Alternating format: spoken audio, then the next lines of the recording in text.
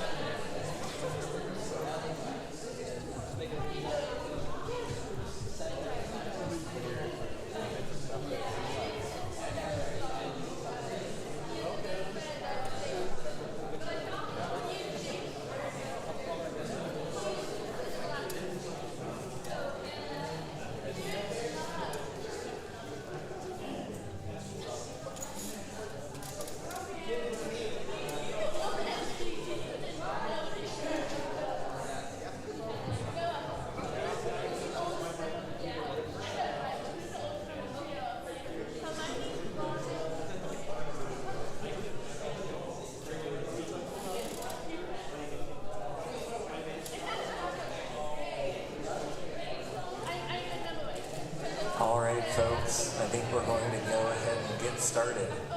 So if you please find a seat, it would be greatly appreciated. Welcome everyone, and thank you for attending Corban's Spring 2026 Honors Lecture. This school year marks the 35th year of our speaker's service to Christ's kingdom through his work at Western Baptist Bible College, Corban College, and ultimately Corban University. During this time, he has actively edified the community and trained as many students well in biblical hermeneutics, biblical Greek, and theology. He has exemplified the role of a dedicated scholar in publishing many articles in a variety of scholarly journals, contributing to edited collections, and publishing books, the most recent of which is titled Apostolic Signs and Gifts of the Holy Spirit, the Cessation of Miracle Workers During the First Century. Additionally, I would be remiss not to mention the depth of his nerdiness. He enjoys reading and writing fantasy and science fiction. His first novel, To Take a Name, was accepted by a publisher. He enjoys video games. And if you're ever asked Corban trivia, this is thanks to Dr. Troll, he is the only Corban faculty member who has been a drummer in a rock and roll band, an Army tugboat captain, and a D&D dungeon master, all three. So if you would please join me in welcoming to the stage our speaker, Dr. Derickson.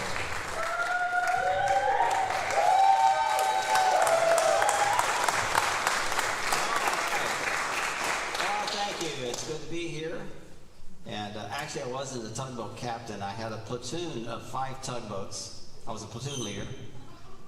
2 of my tugboats participated in the Normandy invasion. We had real modern equipment. Well, before I say anything, I'd like to let you know where I'm coming from, I guess you say theologically and sociologically.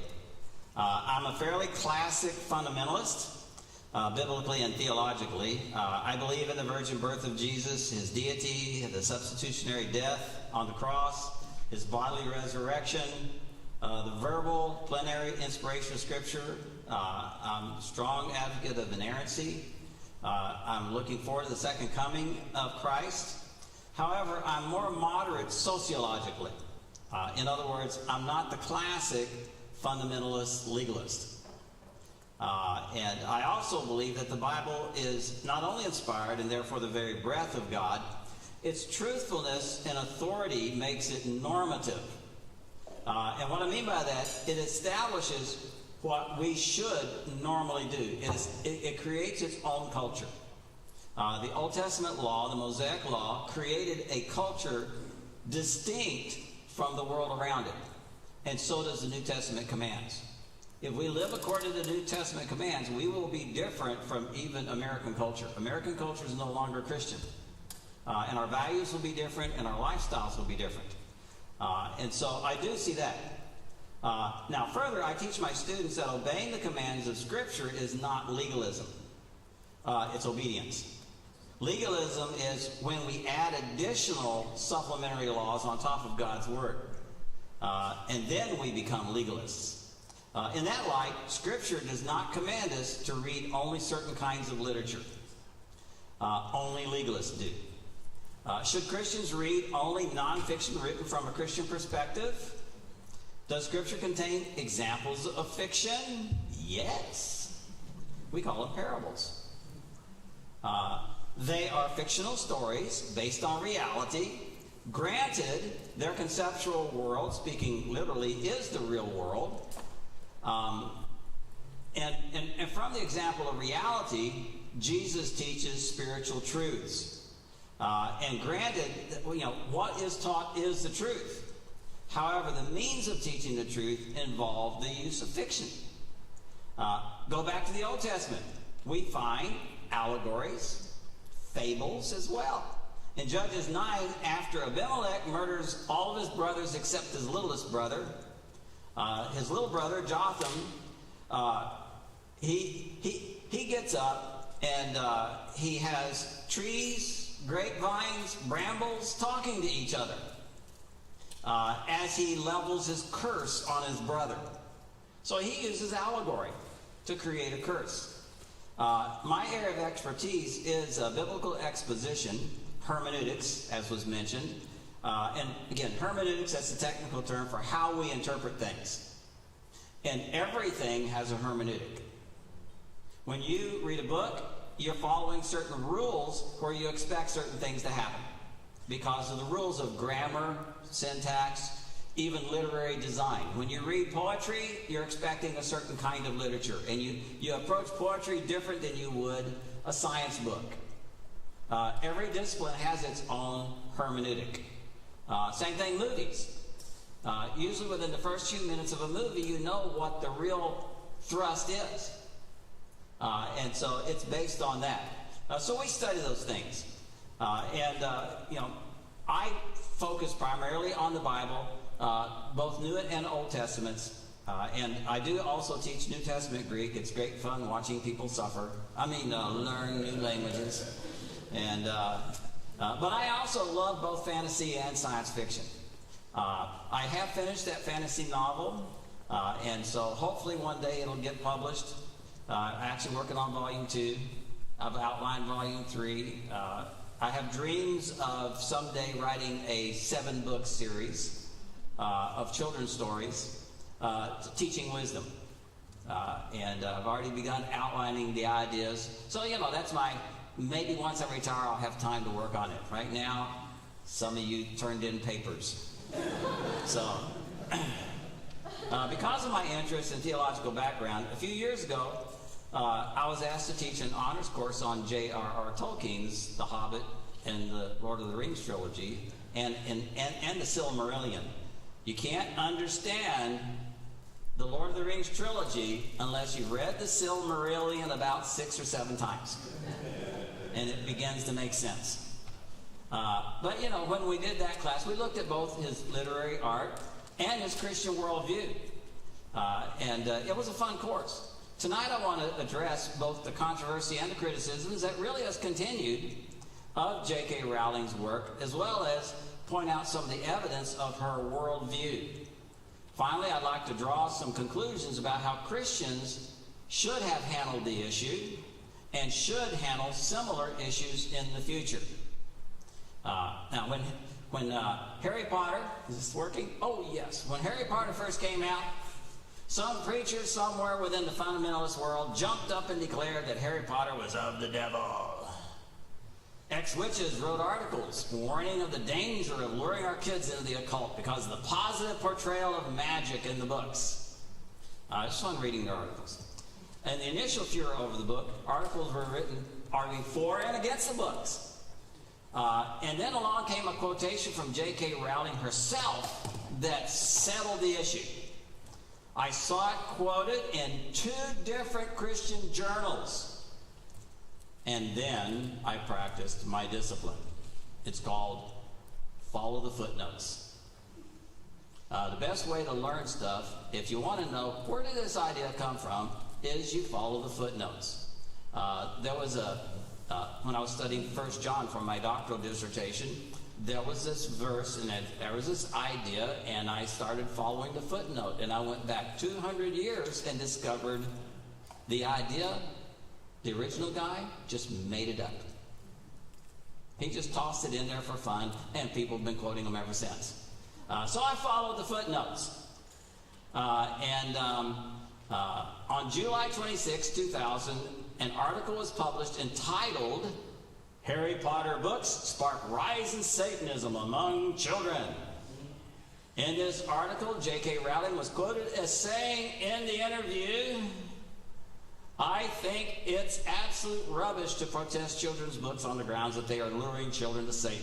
Rowling told a London Times reporter in a July 17 interview, people should be praising them for that. These books guide children to an understanding of the weak, idiotic Son of God is a living hoax who will be humiliated when the rain of fire comes, while we, his faithful servants, laugh and comport in victory. Now remember, articles in 2 different Christian journals quotes this. One was an online site called WorldNet Daily in a 26 November 2001 article, quoted extensively from the article this quotation comes from, and then warned us. Her creation openly blasphemes Jesus and God and promotes sorcery, seeking revenge upon anyone who upsets them by giving you examples, even the sources with authors and titles, of spells, rituals, and demonic powers. And to prove her point, the author quotes some of the statements by children and the high priest Egan of the First Church of Satan in Salem, Massachusetts, all talking about the impact of the Harry Potter books and the recruitment of children to Satanism. Then we hear her plea. My hope is that you will see fit to become involved in getting the word out about this garbage. Please forward to every pastor, teacher, and parent you know. This author has now published 4 books in less than 2 years of this encyclopedia of Satanism, and is surely going to write more. I also ask all Christians to please pray for this lost woman's soul. So, where did all this condemning evidence come from? I'll give you a hint. Another website. So, again, follow the footnotes. So, when I went to this site, I found another shocking article. Bill Nye, the science guy.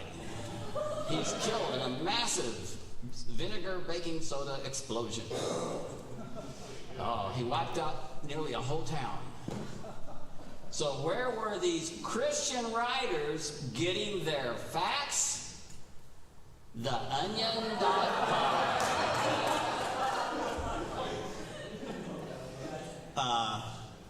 If you don't know, it's a satire site.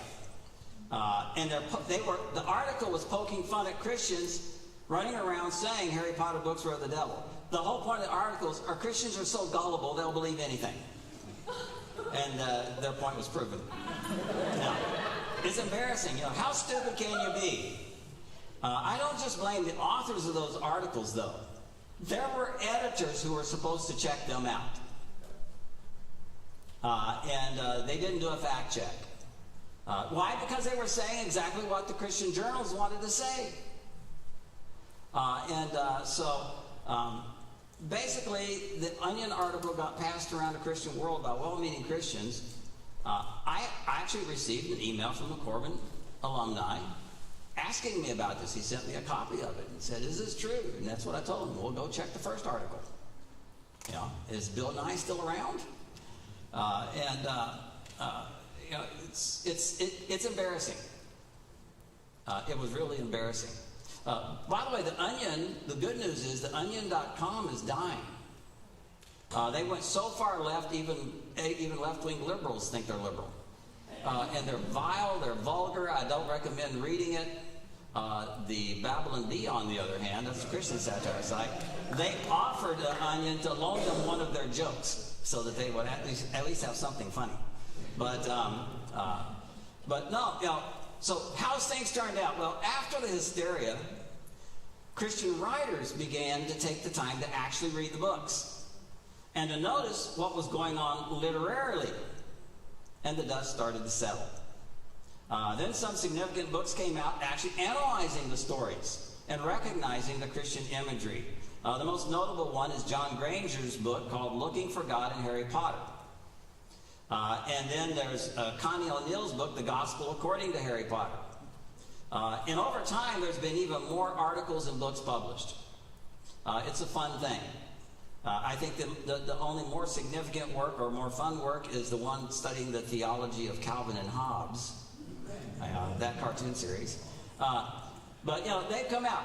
Now, here's an important principle to remember. Whenever you read or watch anything, no author writes without an agenda.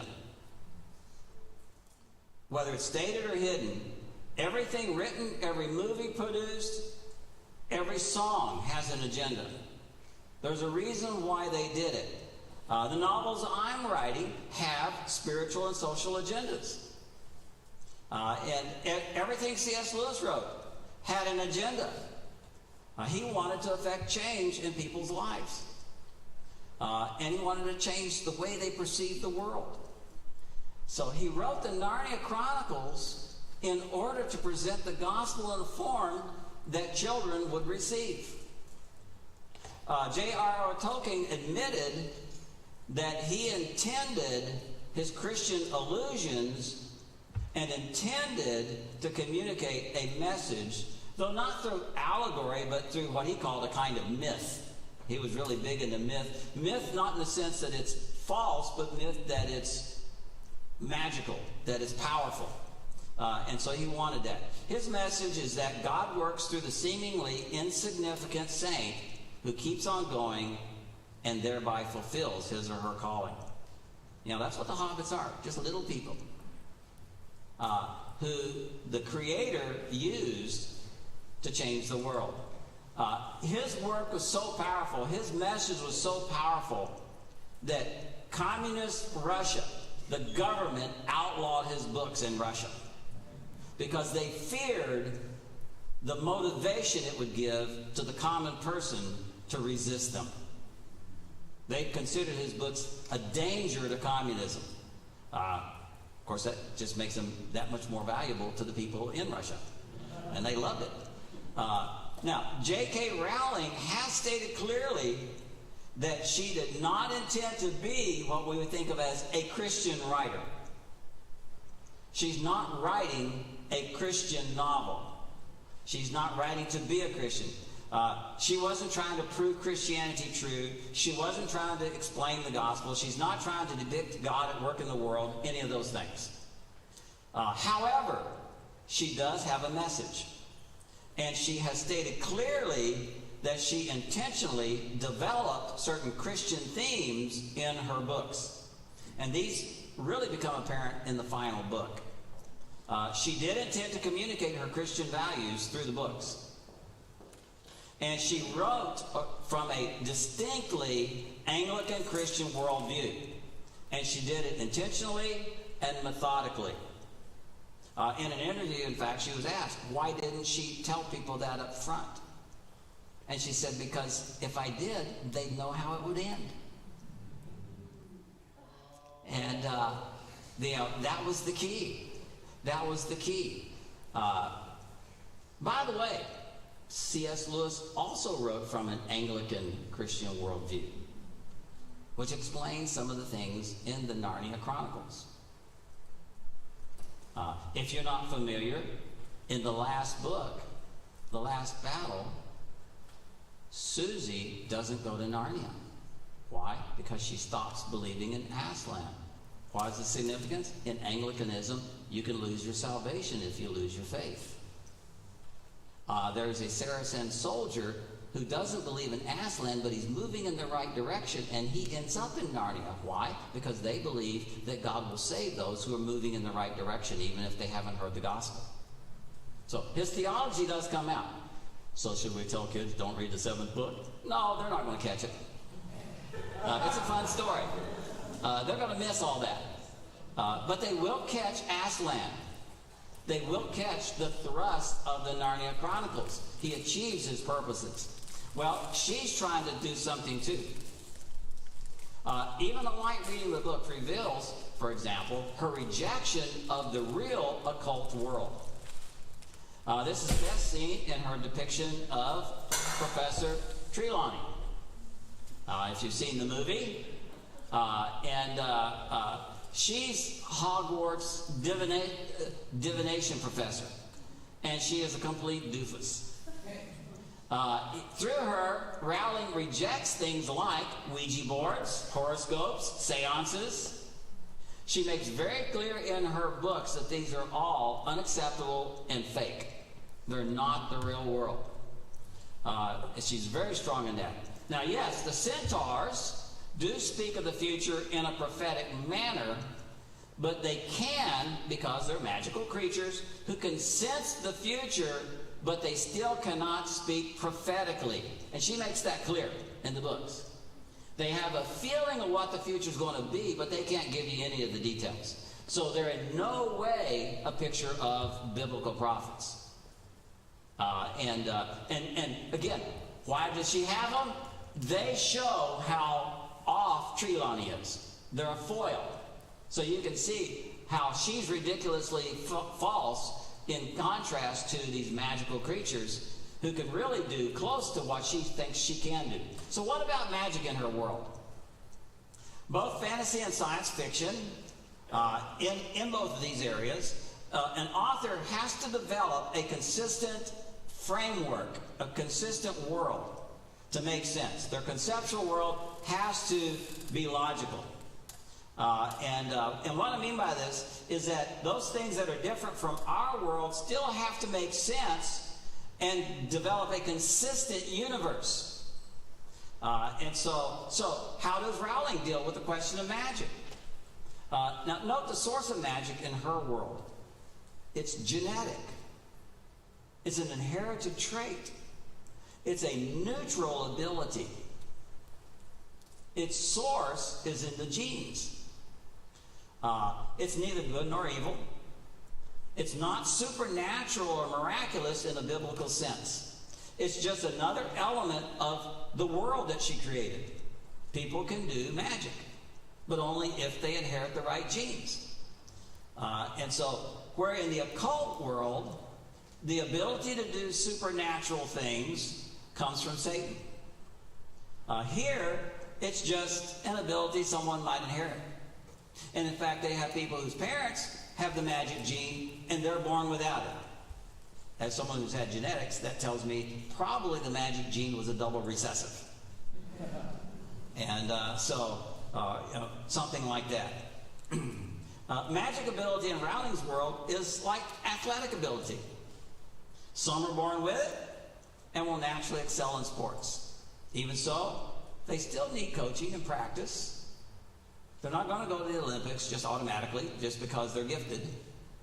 And with lots of practice and dedication, they can make it. With lots of practice and dedication, with my athletic ability, I could have played mediocre junior varsity basketball in high school if I was lucky. I trained for years, because I was in the Army, I trained for years to break the 7-minute mile. I never did, even with tennis shoes. I am a turtle. I am not an athlete, so I better work on being a nerd. Yeah. But in Rowling's world, magic ability is an either-or proposition. Either you can do it or you can't. And to learn how to use the ability and get better at using it, those with magic ability went off to school to develop their skills.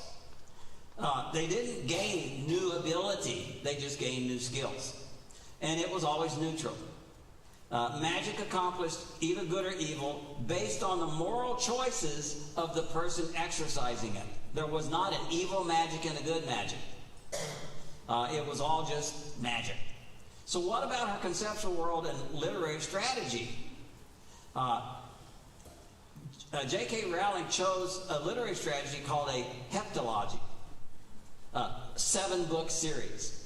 I think it was G.K. Chesterton. There was someone there in the past that invented it.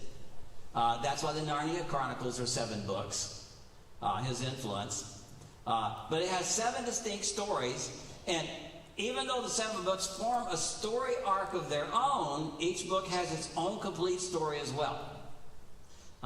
And what Rowling does is to develop this overarching narrative with each of the first 6 books, following a set formula for each book.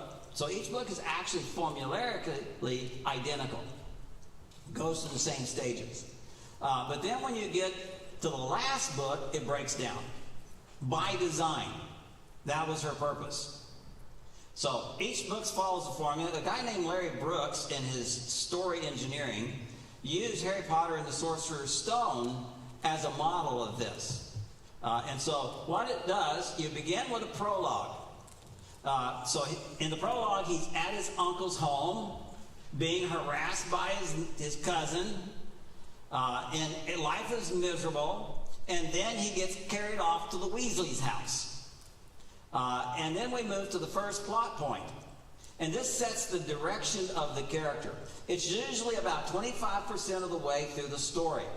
So in Harry Potter, he gets on the train and goes to Hogwarts. So he's heading off to school. And he usually gets some kind of harassment on the train as well. And then you have your first pitch point, which is where the antagonist is introduced. So he meets Snape, who's the apparent antagonist, and his scar aches. And he meets Professor Quirrell, who is the real bad guy, and Dumbledore tells him to stay away from the 3rd floor, which, you know, being a kid, that's like a magnet. Well, then you get to the midpoint of the story. The middle of the book, it often has some kind of twist in the plot. And in this one, Harry learns that Hagrid's package from the vault is hidden on the 3rd floor. Then you get to the second pinch point. And here's where the antagonist resurfaces in the story. And somewhere around 5/8 of the way through the book, a little past the halfway point. And so Snape appears to try to curse Harry during a Quidditch match. This convinces us that he's the villain.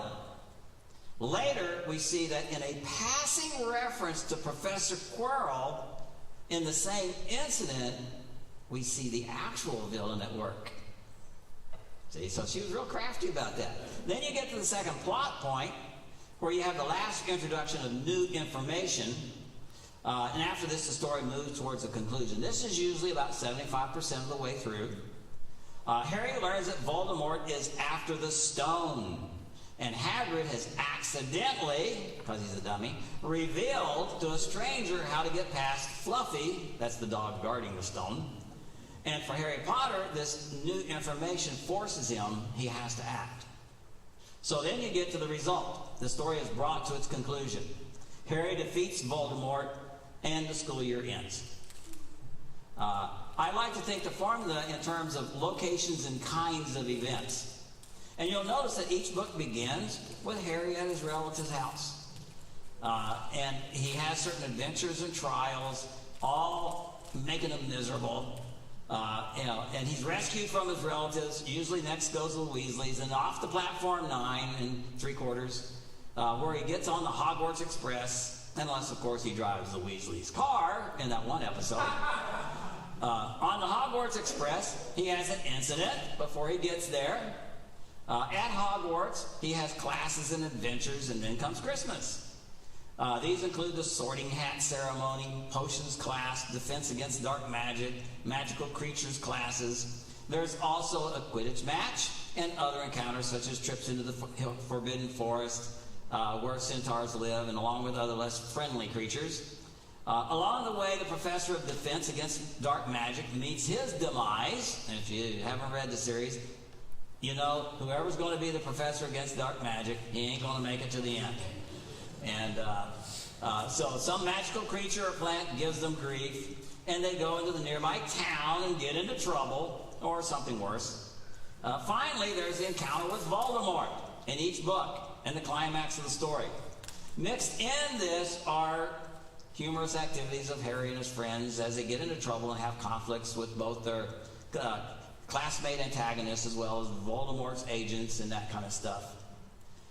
And so as noted earlier, this basic pattern is followed through the first 6 books and then breaks down in the 7th. Now, on one hand, it allows us to anticipate things and gives logical structure to the stories. It creates a consistent framework for the story's world. On the other hand, it allows the author to introduce twists in the plots. Because again, each book is a little different. Something else happens. However, there is more to her stories than structure and interplay of characters. There are connections to our world as well that help us understand the significance of characters and their actions. And they provide a philosophical framework that helps us understand the deeper meaning of the story beyond the mere antics of its characters. So every story has an underlying theme. And this is what gives a story structure and direction. This is what reveals its message. And she does the same thing here. Gloria Goodall and Daniel Wood, staff writers for the Christian Science Monitor, identified 3 potential templates underlying the Harry Potter story. And so this was an early debate. The one, they said it's a medieval quest narrative. And there's the sacrificial victim themes and informed Christian iconography. So they recognized some of the Christian themes, but they wanted to make it this medieval thing. Another one thought it was Wars of the Roses from English history. And I guess you can find connections if you work hard enough at it. If you're not familiar, there's the red roses and white roses, the two houses fighting each other. Draco Malfoy is Henry VII, who kills Richard III, who's Albus Dumbledore. And Voldemort is some distant starving cousin named John Mowbray from English history. So, that's fun. Another view is that Harry Potter is a story retelling the legend of St. George and the dragon. Harry is St. George, who slew the dragon and got a whole town to convert to Christianity. Again, that's really stretching it. Another one is Harry Potter is a description of the Christian life. Some Christian authors began to grab on this. And he's a Christ figure that he willingly dies for others and is resurrected in a sense. Social justice causes are championed by characters, and themes of self-sacrifice and love dominate the books. So as Christians began to accept Harry Potter, they found a Christian theme. I think this 5th view is my view, and that is the background world of Harry Potter is World War II and Hitler. Voldemort is Hitler. Hitler hated his mother. You may not know this, but Hitler's mother was a Jewess. Voldemort's dad is a Muggle. See, there's intentional parallels. The Death Eaters are the neo-Nazis of modern-day Europe. Muggles are the Jews. Malfoy, with his blonde hair and blue eyes, is the embodiment of Arianism. I think this framework is blatantly obvious, especially when you consider, if you go back to the years that she wrote, neo-Nazism was on the rise amongst the youth within Europe. And there was a growing denial of the Holocaust and a growing anti-Semitism. And I think that a part of her purpose was to address that. Now let's talk about her Christian worldview. J.K. Rowling was careful to avoid violating Christian truths in her story. Something missed by many of the critics. I'll give you a couple of examples. But first, I think of Proverbs 18:13, which says, "He who answers a matter before he hears it, it is folly and shame to him."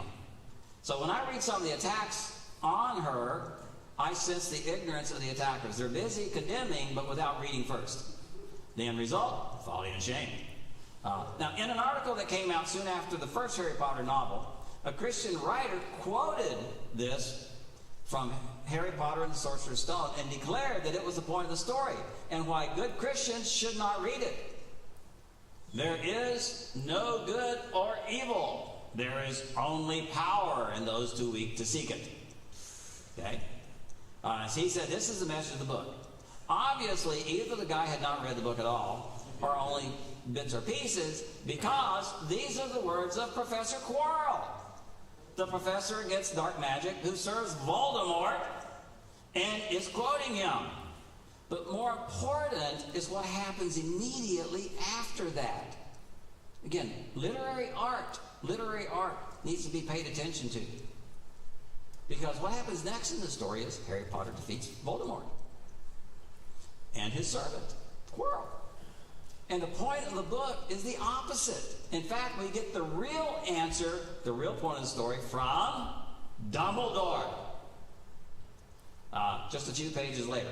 Now, understand this. In narrative literature like this, and we see this, by the way, throughout the Old Testament narrative literature, the theme of the author is almost always spoken by someone in the story. And you pay attention to who says what. And then when you look back on the story, you realize, that was the point. So, Dumbledore tells Harry Potter this: if there's one thing Voldemort can't understand, it is love. He didn't realize that love as powerful as your mother's for you leaves its own mark, not a scar, no visible sign. To have been loved so deeply, even though the person who loved us is gone, will give us some protection forever. That was the real point.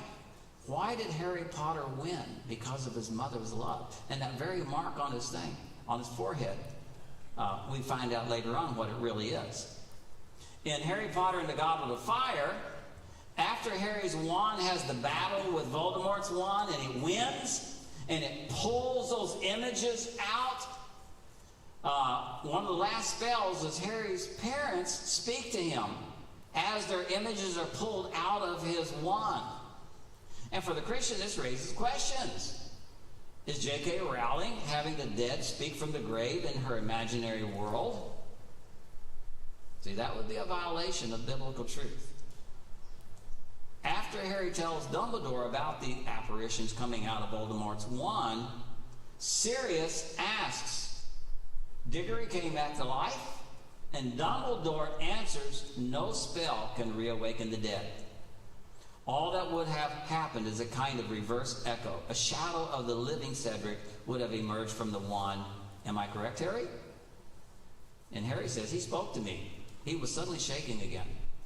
And the ghost, Cedric, or whatever he was, spoke. That's what Harry says. And Dumbledore says, an echo, which retained Cedric's appearance and character. I am guessing other such forms appeared, less recent victims of Voldemort's wand. So the point is made, once again, through Sirius Black. In Harry Potter and the Order of the Phoenix, when Sirius Black is struck by Bellatrix's spell, he falls through this veil in an archway that leads to death, or the place of the dead, and does not appear on the other side or come out. And as Harry calls for him, Lupin tells Harry, there's nothing you can do, Harry, nothing. He's gone. And as Harry called for him, Lupin said, he can't come back, Harry. He can't come back because he's dead. Harry cuts him off at this point. So, when it comes to the question of the dead and those kinds of things, she's very careful to make sure that we understand it's a biblical view of death. In her magical world, you can't come back from the dead. Because in the real world, you don't come back from the dead until the resurrection of the dead by Jesus. And so there continues to be a lot of speculation about which spell Bellatrix used on him, whether abracadabra or some stunning spell. Nonetheless, Rowling doesn't allow him to escape death any more than any other character in the story. Death is final in the Harry Potter story, even for the good guys. In each case where something happens that would violate a Christian worldview, again, she has Dumbledore explain it to us. And it's always biblically correct. So her imagery, her imaginary world stayed theologically consistent with her Anglican upbringing. And I believe she consciously clarified anything that appeared to go against her understanding of Christian truths. Now, she was consciously writing from a Christian worldview, though, as she herself said, she was not trying to be a Christian writer. She's not trying to write Christian novels. And she's not trying to communicate the gospel.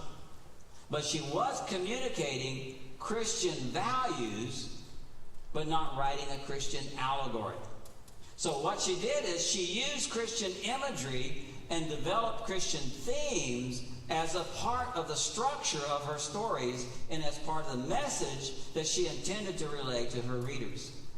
She really was trying to influence young readers to choose good over evil, love over hate, help over hurt, and to be willing to sacrifice themselves for the good of others. That's the themes that are developed in here. She's really writing to her readers to reject neo-Nazism, to reject racism and hatred of the Jews, these things. Now, where do we see her reveal her Christian values most clearly? On tombstones. Harry Potter finds his parents' tombstone. And on it is the quote, "The last enemy that shall be destroyed is death." 1 Corinthians 15:26. And at Dumbledore's family grave, he found written, "Where your treasure is, there will be your heart also." Matthew 6:21. Yeah. These she saved to the end, because if these came out earlier, if Harry had visited his parents' grave in an earlier book, everyone would have known what was going on. But this is where her values come from. Now let's move to the question of Christian themes. Can we identify any or all of them? Well, there's lots of speculation on them and some creative writing out there. I think some people see far more than is there. Even so, some themes are evident. Christian values can also be seen at work in her stories. So here are a few suggested themes. The first one is the theme of redemption. Snape began serving Voldemort and repented after Voldemort killed Harry's mother, whom Snape loved. He wanted to marry her. He spent his life helping bring about Voldemort's demise by serving Dumbledore and protecting Harry. And then finally, he gave his life, he willingly died to guarantee Voldemort's defeat. And so we see he redeemed himself from his earliest betrayal. Temptation. Harry is tempted to use dark magic to defeat Voldemort, but he's reminded by Dumbledore that you cannot fight evil with evil. Once you use their methods, you become one of them. A very important truth taught through Dumbledore. And there are other temptations, especially in the last book, to move from the task of collecting and destroying the Horcruxes to pursue the three deathly hallows.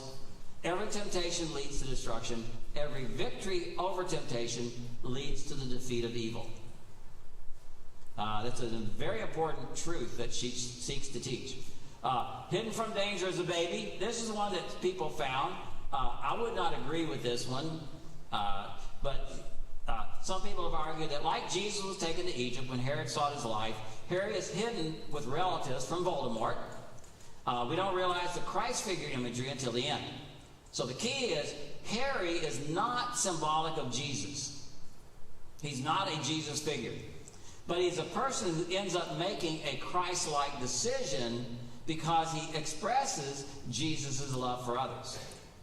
And he expresses Jesus' self-sacrifice for the sake of mankind. Again, Rowling is using her biblical background to develop characters and themes, but she's not retelling the gospel accounts of Jesus. I'm not sure I buy into this one, the hidden baby one, as much. This is similar, though, to J.R.R. Tolkien's depiction of Galadriel. There are aspects of the Catholic picture of Mary in Galadriel. There are allusions. But Galadriel is not Mary in another form. Tolkien made that clear. It's just that he uses certain traits of Mary to paint Galadriel's character. In the same way, Rowling uses Jesus as the model for Harry's greatest act. But in doing that, I feel she captures the essence of Jesus' sacrifice and defeat of Satan. She does catch that, as well as Jesus' love for mankind. What better archetype can we find for a hero than someone who follows in the footsteps of Jesus? Probably most visible in the end is her use of Jesus as the model for Harry's most important act in the 7 books, the willing sacrifice of his life to save others. But we'll also see it's not the same as Jesus. Another theme is resurrection.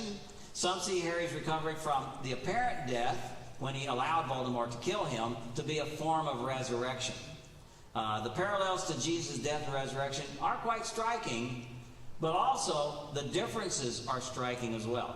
Harry willingly walks to his death, refuses to defend himself, allows Voldemort to try to kill him, and then rises from apparent death. Now, what Harry didn't know is that he bore a Horcrux on himself, and Voldemort killed it. And a Horcrux, if you don't know, is a part of Voldemort's soul that he located in different places. So unless you kill them all, you can't kill him. That was the idea. He can always come back. And so Voldemort accidentally kills himself. Now, that's the last Horcrux, and he takes it out. And he makes himself vulnerable to death. Now, the Horcrux ultimately protected Harry. But notice, Rowling makes a clear distinction between Jesus and Harry here. And there's no mockery here. There's only imagery. Harry does not rise from the dead like Jesus did. He only apparently died. And the point was not his dying, but his willingness to die. So Harry's not another Jesus. Rather, we cannot understand Harry's actions apart from Jesus. So what better model to follow than that of our Savior? What better heroic act than one reflecting the love and sacrifice of Jesus? So where do we go from here then? What should the Christian approach be to Harry Potter? I'll have to say up front, there will always be those who object to Harry Potter, just as there are still those who object to the Narnia Chronicles. The controversy will never go away. However, I believe that over time, as more Christians actually read the books, or watch the movies, and do proper literary analysis, actually you can't get it from the movies, you got to read the books. And if they do proper literary analysis, the Christian messages will become more recognized. And so the books will be more valued. Yes, J.K. Rowling is not a J.R.R. Tolkien in writing skills. She's not a philosopher or an apology like C.S. Lewis. She's not a theologian, and she's not trying to be. But she is consciously reflecting her Christian heritage in writing stories for children that are designed to convince children to choose good over evil, to be kind, not cruel, to help, not hurt. I like what Dr. Emily Grissinger had to say. She said, for Christians, the most disturbing issue in Rowling's positive portrayal of magic and witchcraft, interestingly, Lewis's Narnia Chronicles were and still are criticized for the same reason. In the end, I agree with Lewis. There are only 2 questions to ask about a work of literature. Is it interesting and enjoyable?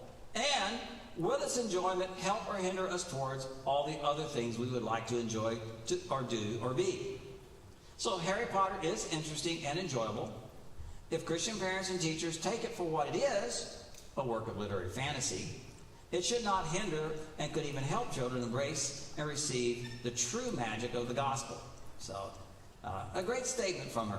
So let's enjoy good literature for what it is, good literature. Let's trust our kids to recognize fantasy for what it is, a fun story. Now realize, when they read Harry Potter as middle schoolers, they will mostly get the adventure. Most of the message of the books will go over their heads, but they will get the basic thrust. Choose good, not evil. Now, when they reread the books as young adults, and then as adults, they'll begin to recognize the points of the stories. they'll get the message Rowling intended. They'll also enjoy the books for different reasons. It's like watching the Looney Tunes cartoons. When I was a kid, I missed all the little subtle things that as an adult I find funny. And it's the same thing here. They'll enjoy the books for different reasons. They won't be drawn towards the occult, nor will they be caused to think real witchcraft is not evil. That's not going to happen. Again, they're smarter than that. The real benefits of the Harry Potter books are that they're so engaging that even children who normally don't like to read will read them. It's been found in studies that kids who struggle with reading improve their reading greatly when they work their way through these books. They had a reason to improve their skills. And the more you read, the better you get. And if we read along with our kids and grandkids, we can talk about those moral and spiritual truths taught in the books. We can make the connections with Christian values that J.K. Rowling intended us to make. And I think of those good characters who died fighting evil. Even in the fantasy world of Harry Potter, there are very, very, very important truths taught. Truths that every Christian would agree with. So let's not miss the opportunity. And besides, we can also have fun rereading them. Thank you.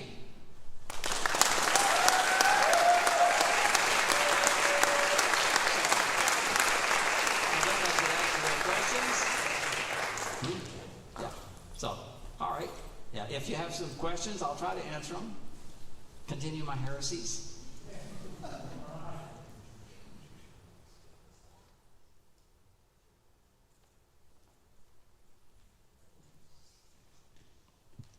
Thank you, Gary. So you mentioned briefly about the difference between the books and the movies. Would you recommend watching the movies if you just didn't have the time to read the books? Yeah, because they're fun movies. Yeah. You'll miss a lot of the stuff. You know, it's like all movies. No movies can ever be as good as the book. Right. But yeah, the movies are still worth watching. And my thought was, as woke as Hollywood has gotten, if they would have completely ruined it or not. Yeah, those were done early enough that they're not influenced by that movement within Hollywood. And the producers tried to stay true to the books. So again, they get the basic thrust of the books: good versus evil, sacrifice. You know, many of these main ideas do come through the stories in that, and you do have those conversations with Dumbledore clarifying things. So yeah, there is some. The movies is a good second choice. Thank you. Mark?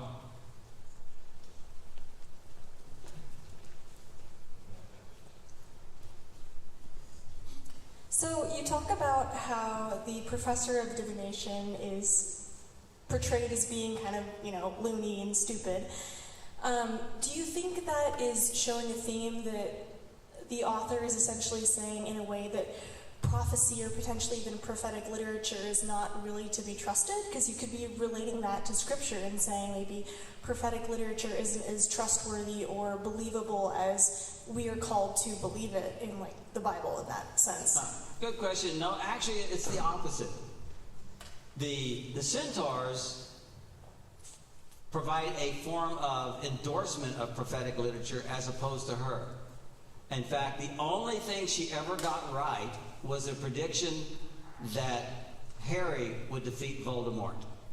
And in fact, when it's brought up, Dumbledore goes, "Boy, that's a real surprise." No, in fact, it's the opposite. She is always an attack on occult practices, divination from the occult methods, never from a biblical prophetic method. So yeah, there's no attack on biblical prophecy. In fact, in some ways, there's a support through the centaur, because even with the centaurs, it's made clear they're not prophets. So so it's made clear they're not like biblical prophets because they can't tell you the future. They can only sense something's coming. And so, yeah. Good question.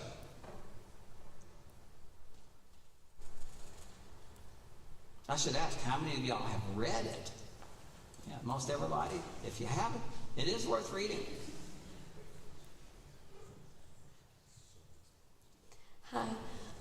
So when you said that you like to reread the books or the movies for like the nostalgia or to see the themes or the hidden messages, it got me thinking about how growing up I now see Dumbledore in a different light. Like at the beginning he was like this amazing guy, but now as a young adult and I've reread it, I now see Dumbledore in a different light, and I question, is he really good?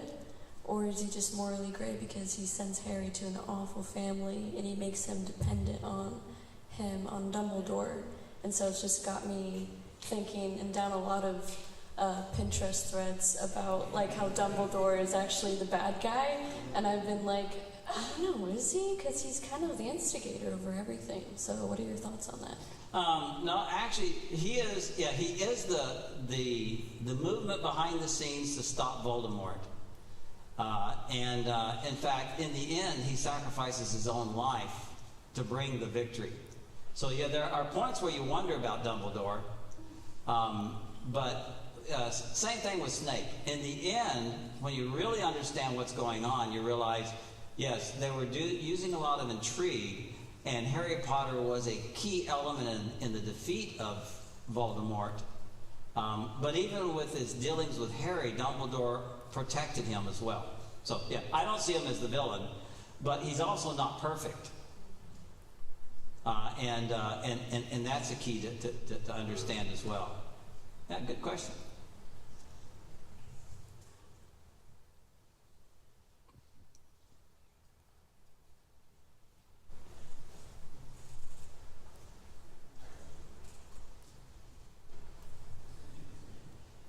With the way you make the distinction between the magic of Harry Potter and that of real-life witchcraft, would you describe the magic that they practice in Harry Potter as only nominally witchcraft, or because it bears the same name? Would you say that it's, despite being called the same thing, it is a separate entity? It's a completely separate entity. In fact, the commands are all Latin words. Comes out of Latin, and it's so, for example, the light spell, they use the Latin word for light. Make light. So actually, there's no spells in the way that we think of spells, as would be practiced in modern witchcraft. There is no necromancy. There is no this mixing of stuff in the sense of, again, in modern witchcraft, they're connecting to a demon. And through that demon, they're affecting things in a supernatural way. Whereas in Harry Potter, it's more like, if I'm going to be a weightlifter, I got to have muscles, and I'm going to go exercise my muscles. But there's the proper way to do weightlifting. So there's a proper way to use this ability to accomplish certain things. You just have to know the right word to say. And so, yeah, it's very different from any of the occult practices of our day, or of any time. And again, she makes it mechanical. Actually, if you look at these things, they're mechanical. So they're nothing like the occult world. And again, in hers, it's all a power the person has to do something. But it's not dependent on an outside source for that power. So it's very different.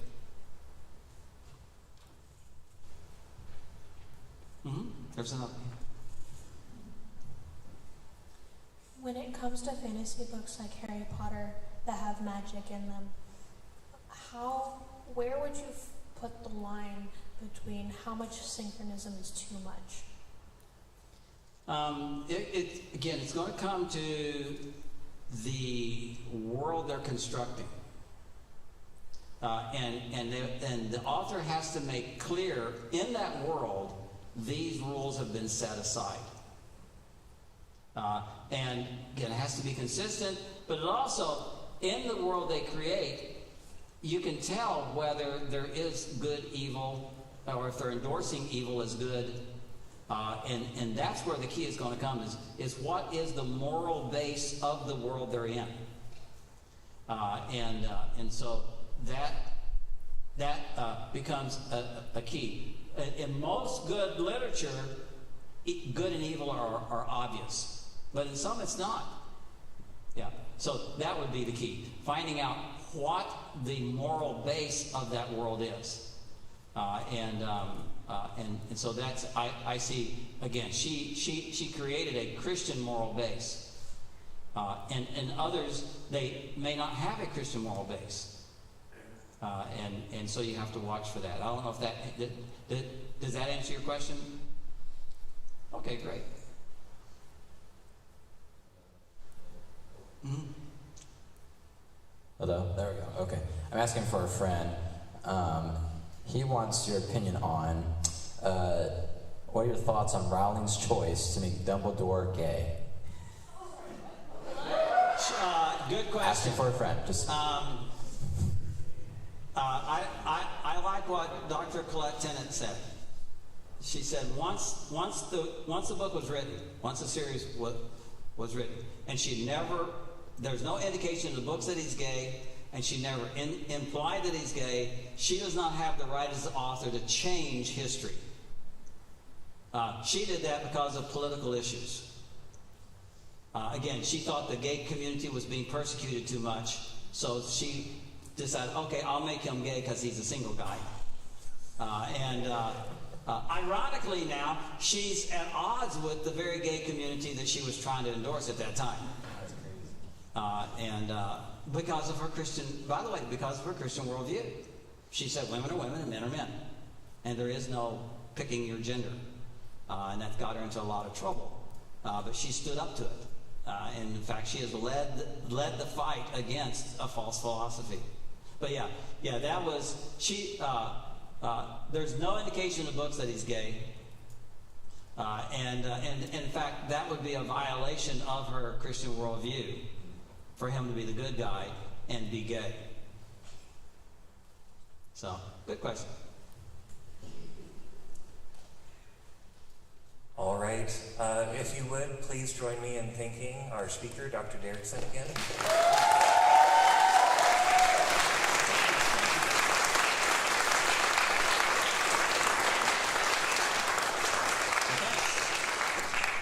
Appreciate it. Thank you all.